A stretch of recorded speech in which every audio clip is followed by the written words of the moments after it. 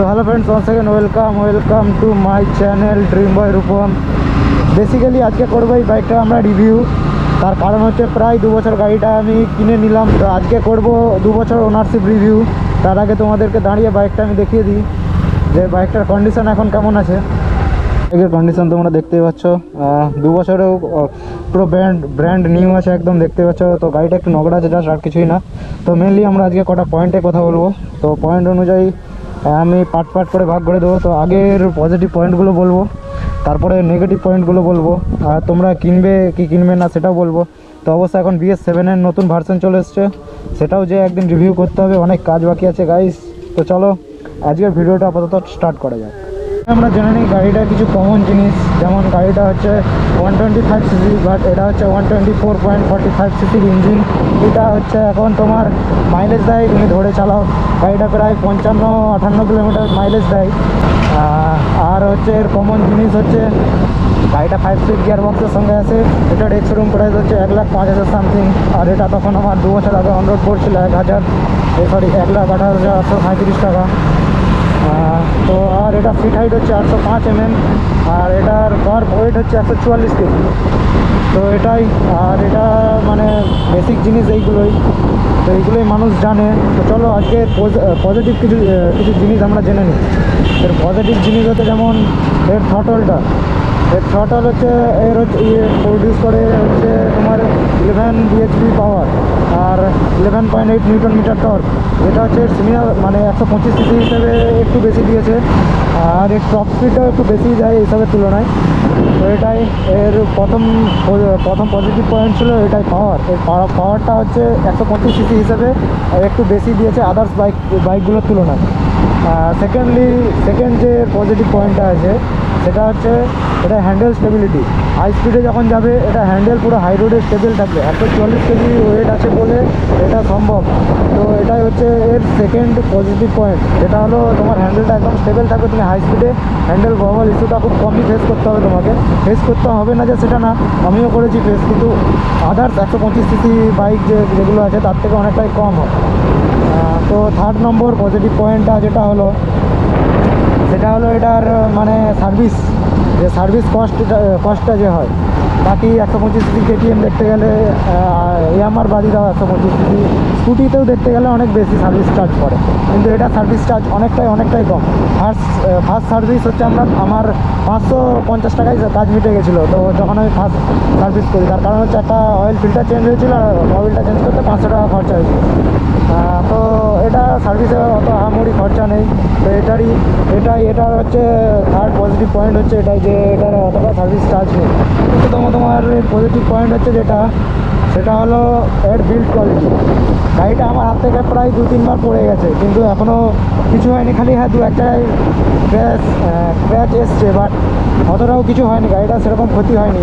যেমন আমি দেখাই, এই দিকেরগুলো একটু স্ক্র্যাচ আছে, সরি ডান দিকে 2 বার পড়ে গেছিলো গাড়িটা, দাঁড়িয়ে থাকতেই পড়ে গেছিলো। এই দেখো স্ক্র্যাচ আছে, দেখতে পাচ্ছ, বাট গাড়িটার কিছু হয়।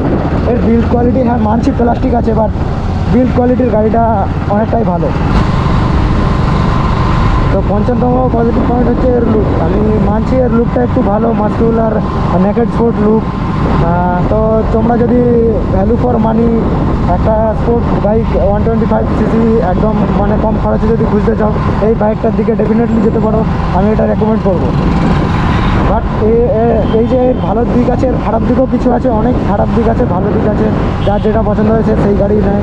তো এটাই। তো চলো তোমাদেরকে আমি কিছুটা ফিল আপ করার পর তোমাদেরকে আমি খারাপ দিকগুলো। ওর আগে তোমরা এই ভিডিওটা দেখো, স্যার কি বলছে শুনো, তারপরে আমি কথা বলছি। পেট্রোল পাম্পে পেট্রোল ভরতে গেলেন, তখন পেট্রোল পাম্পের লোকগুলো আপনাকে বলল যে আপনি মিটারটা চেক করে নিন, দেখুন জিরো আছে কিনা। ধোকা তো এবার থেকে আপনার সঙ্গে শুরু হবে। ধরেন 500 টাকা তেল ভরছেন এবং তেলের যে মিটারটা আছে সেটা যদি জিরো থেকে ডাইরেক্ট 5 টাকা বা তার বেশিতে চলে যায়, তাহলে ভাববেন আপনি জাম্প ট্রিকের শিকার হচ্ছেন। জিরোর থেকে প্রাইস ট্যাগটা 1, 2, 3-এর ভিতরে গিয়ে একবার দাঁড়াবে, তারপরে আস্তে আস্তে প্রাইসটা বাড়বে এবং সেটা যদি 5 বা 6-এর পরে গিয়ে শুরু হয় তাহলে ভাববেন যে আপনি জাম্প ট্রিকের শিকার হচ্ছেন। যে পেট্রোল পাম্পের মেশিনটা দিয়ে আপনি তেল ভরছেন আপনার গাড়িতে, সেই মেশিনটা যেন অটো নজেল কাট হয়, ম্যানুয়ালি হাত দিয়ে ওটা নজেল কাটটা করছে, তখন তেলের প্রেশারটা কমে যাচ্ছে এবং আপনার সেম টাকাতেই আপনি কম তেল পাচ্ছেন। আর আরেকটা জিনিস পেট্রোল পাম্পে খেয়াল করবেন তেল ভরার সময়, যে আপনি যদি পেট্রোল ভরাচ্ছেন আপনার গাড়িতে তাহলে তার ডেন্সিটি যেন 730 থেকে 800-র ভিতরে থাকে, যদি ডিজেল ভরাচ্ছেন আপনার গাড়িতে সেটা যেন 830-900-র ভিতরে থাকে।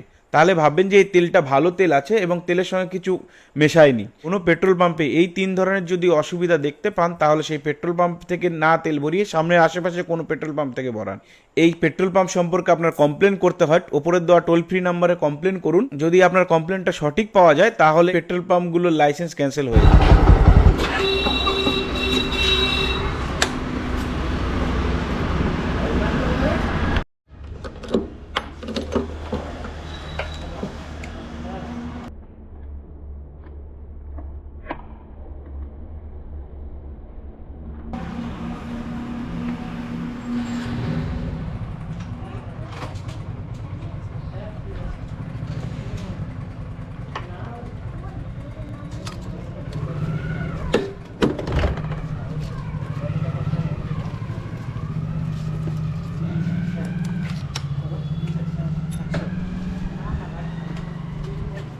তো অ্যাকচুয়ালি এখানে যেই ফ্রডগুলো করে সেটা হলো জাম্প ট্রিক।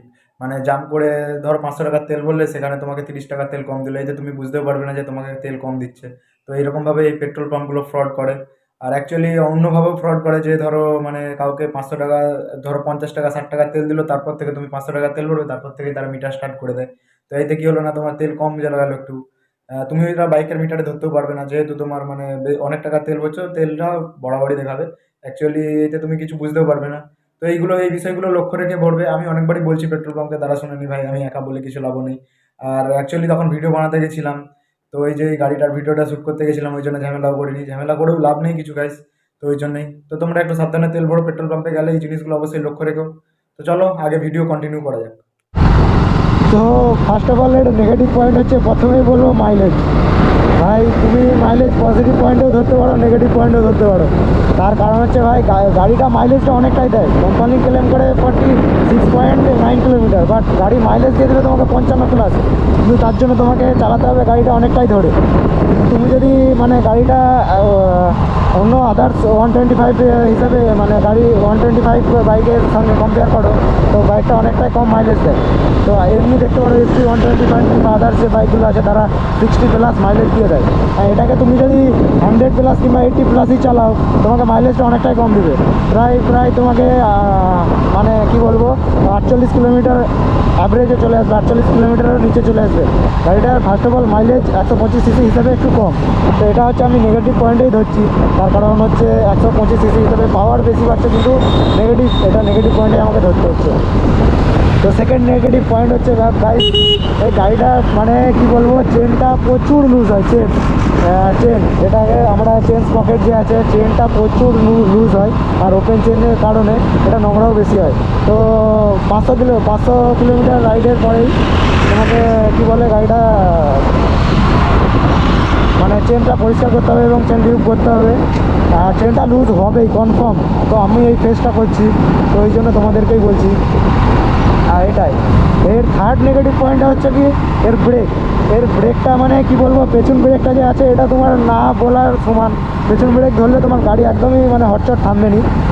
ড্রাম ব্রেক আছে, বাট কি বলবো, যতক্ষণ না তুমি ফ্রন্ট ব্রেক অ্যাপ্লাই করছো ততক্ষণ গাড়িটা একদম স্লো হবে না।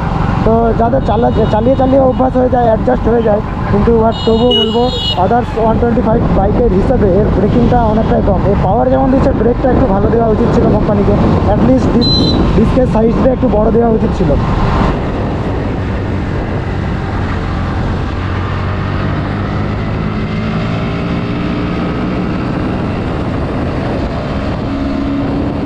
তো এটা চতুর্থতম নেগেটিভ পয়েন্ট হলো গাড়িটার টায়ার। মানে গাড়িটা কোম্পানি দেয় 100 সেকশনের টায়ার পেছনে, আর ফ্রন্টে 80 সেকশনের টায়ার। তো কোম্পানিকে মানে কর্নারিংয়ে এটা বিশাল প্রবলেম হয়। তো কোম্পানিকে এটা অ্যাটলিস্ট 110 দেওয়া উচিত ছিল। তার কারণ ভাই গাড়ি এত ওয়েট দিয়েছো, এত পাওয়ার দিয়েছো, একটু মানে চাকাটা একটু মোটা দেওয়া উচিত ছিল। তো চাকার ক্ষেত্রে মাইলেজেরও একটু প্রেশার পড়ে, তো এই জন্য মনে হয় কোম্পানি ও চাকাটা পাতলা দিয়েছে। তো যাই হোক, কর্নারিংয়ে এটা প্রচুর মানে একটু অসুবিধা হয়, তো এটাই নেগেটিভ পয়েন্টই ধরতে হচ্ছে। তার কারণ তো 5 কর্নারিংয়ে নম্বরে যেহেতু এটা যে অসুবিধা negative হচ্ছে point আছে, মানে এটা সেটা হলো নেগেটিভ গাড়িটার পয়েন্টই। এই যে তো gear এটাই, তো চাইলে ধরো তুমি গাড়িতে gear টায়ার অবস্থা আপগ্রেড একদম করতে পারো, neutrally হবেই না। 120 লাগাতে পারো, আর গাড়িটা যদি লাগালে মানে কর্নারিং গিয়ার শিফটিংয়ে এক্সপিরিয়েন্স প্রচুর মানে প্রবলেম নেক্সট হচ্ছে লেভেল এখন। হয়ে যাবে। তো গাড়িটা প্রায় চলে গেছে তোমার 13,000 সামথিং কিলোমিটার, 13,710 কিলোমিটার গাড়িটা এখনও পর্যন্ত চলে গেছে। তো অলরেডি গিয়ার বক্সের প্রবলেম দেখা দিয়ে দিয়েছে। বাট গাড়িটা এখনও একটা সার্ভিস করাতে হবে, সার্ভিস টিমে চলে এসছে, খুব তাড়াতাড়ি গাড়িটা সার্ভিসেও ভিডিও আসবে। তো 6 নম্বর সার্ভিস হবে এটা গাড়িটার, তো সেটাও দেবো। তো মেনলি 5 নম্বর এটা নেগেটিভ পয়েন্ট হচ্ছে গিয়ার বক্স। গিয়ার যদি আমি মানে চেঞ্জ করি গাড়ি, তো এরকম মানে এটা 1st নম্বর গিয়ার। তো গাড়ি দেখো বারবার উপর নিচ করলেও গাড়িটা একদমই মানে কী বলবো, নিউট্রাল পজিশানে গাড়িটা আসবেই না। গাড়ি যদি আমি দাঁড়িয়ে দেখো, আমি তোমাকে চালু অবস্থায় গিয়ার করার চেষ্টা করছি, কিন্তু হচ্ছে না। এটা আমি ইচ্ছা করে করছি না, বাট হচ্ছেই না। কিন্তু গাড়িটাই দেখো অফ করে আমি করবো, একবারেই হয়ে যাবে। এটা হয়ে গেছে, নিউট্রাল হয়ে গেছে গাড়ি, এটা। তো এইটাই হচ্ছে প্রবলেম, গিয়ার বক্সের এটার প্রবলেম আছে একটু। তো গাড়ি যেমন ভ্যালু ফর মানি হয়, তার কিছু প্রবলেমও থাকে, তার কিছু পজিটিভ দিকও থাকে, তার কিছু নেগেটিভ দিকও থাকে। তো এটাই হলো, গাড়ি নিয়ে আসতে অবশ্যই তোমরা মানে তোমার ভ্যালু ফর মানি কিনা, তোমার সেটা নিয়ে পোষাবে কিনা, অবশ্যই তুমি সেটা দেখে একদম মানে 100% শিওর হয়ে গাড়ি কিনতে যেও। তা না হলে একদমই যেও না, তাহলে পরে পস্তাবে যে এটা নিলে ভালো হতো, ওটা নিলে ভালো হতো। আর একটা কথা বলবো, কারো কোথাও কোনো কথা শোনার দরকার নেই, তোমার যেটা ভালো লাগে সেটাই নাও। বাট একটু মানে কী বলবো, তোমার ইউটিউব দেখে যাও যে গাড়িটা তোমার মানে তোমার জন্য গাড়িটা ভালো হবে কি খারাপ হবে, সেটা তুমি দেখে অবশ্য বিচার করে গাড়িটা নিও।